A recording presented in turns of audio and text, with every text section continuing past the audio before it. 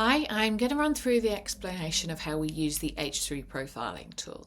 So to access the documents for the tool, you need to log on to alexprenzel.com, log on as yourself, and then go to My Library, and you will find the group coaching program down here.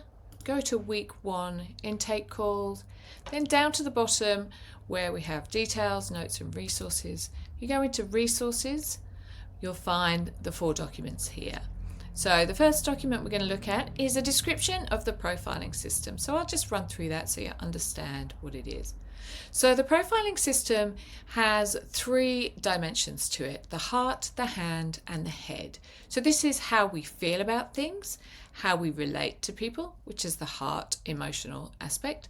Then we have the hand, which is how we undertake actions to achieve intended outcomes, so how we use our will and take action.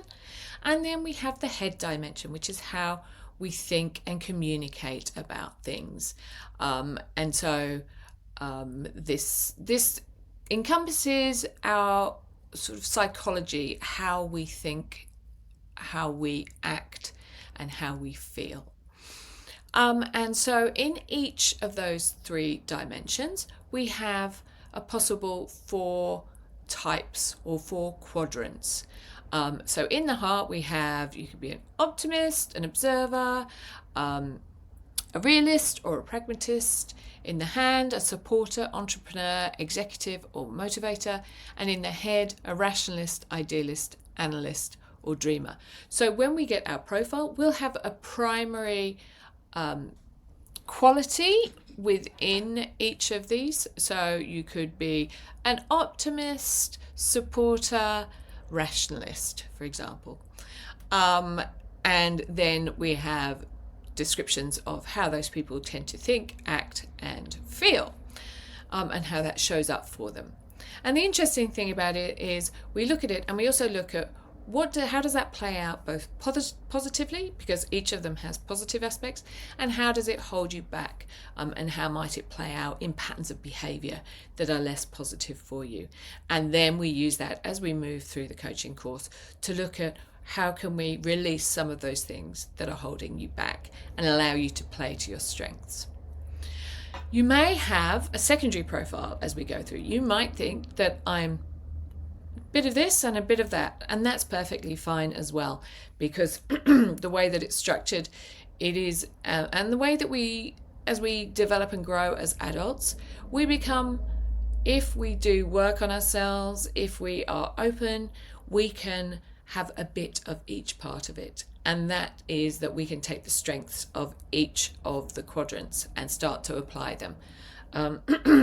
So it doesn't matter where you fall at the moment. We're just going to do the exercise of figuring it out. So to figure it out, what you'll do is I'll just get you to read this document when you open it up. Just a bit of an explanation about how the quadrants work. So the horizontal line is how do we feel about things? What do we think about things internally? What are the processes that we go through? And then the vertical line is how do we show those outside? What are the observable behaviors? What do other people see us doing? How do we take that out into the world? And so there are 4 stages to go through in understanding your profile and selecting your profile. So for each one, what you'll do is you'll go to the profile document. So for this one, we're looking at the heart profile document. And the first thing you're going to do, read the descriptions here of each of the quadrants. See what you think of each of those.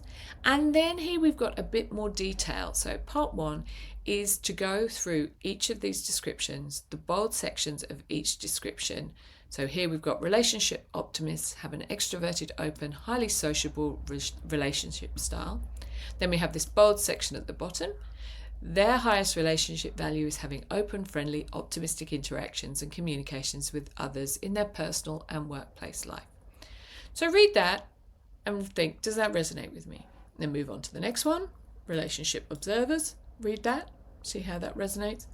Relationship realists and relationship pragmatists. So read the bold sections of each description and see if any of those really resonates. And you might find that two do. As I said, you might have a primary and secondary. So have a look at the more full description in the center, which gives you a bit more detail. That might help you decide which one's your primary and which one's your secondary. So once you've had a look at that and you've decided on your primary and possibly your secondary, you might not have a secondary, but you might, then move on to step 3, which is identifying the natural strengths of your profile. So once you've decided, let's say you decided you're a relationship optimist, what you can then do is go through and have a look at all these bullet points. And what I want you to do is, if that resonates with you, if you think, yep, that's me, put a tick against it. And if it really resonates, guess that's completely me, 2 ticks, just so we can see where you feel really strongly that you identify with that profile. And if you have a secondary one, do the same. And I'd even suggest going through all 4 of them and having a look, because there might be some parts of each of them that are you. And it's interesting to see how you're distributed amongst those parts. And then the final stage is to read through these self-limiting patterns of your profile. So having a look at your own profile and looking at things which we call the Achilles heels. So what are the things that might be holding you back in relation to this profile? For example, an optimist may be oversensitive and easily hurt. They may be extravagant, overly dramatic, or overly show emotional behavior. And then we have the craving illusion treadmills. So we've got these negative behaviors, and then we've got patterns that might play out continuously for someone who's a relationship optimist. And this might be something that happens again and again, and no matter how hard you work. So we're going to talk about treadmills later on in the program, but essentially a treadmill is something that happens again and again. And even when it's fulfilled, even when you think you've achieved what you're aiming for with this behavior, it's never quite enough. You come back to it again and again. Or it's unfulfilled because it's out of reach. And you think, but when I make it there, so you keep trying and trying and trying. So we all have these treadmills that play out in our life. And then, so have a look at those treadmills, see if they resonate for you. And then we have our deepest fear and our key to freedom. So our deepest fear, if we manage to overcome it, is the thing that is our key to freedom. This is the thing that, if we can overcome, can really set us free. So have a read of that and see what you think. So those 4 stages are described in the About the H3 System document, and then you've got 1 page for each of those profiles. So this one's the heart profile. Go back here, you've got the head and hand. So what I'd like you to do, the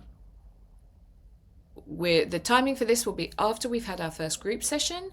You'll book in for a call with me in that week, and we will do an H3 profile call. So once you've done your assessment, you'll send me the details of which is your profile, and then in that session we'll talk through how that plays out for you, and I've got some more information that I'll provide in that session. So I really look forward to meeting you in session 1 and to going through your H3 profile that week. Speak soon.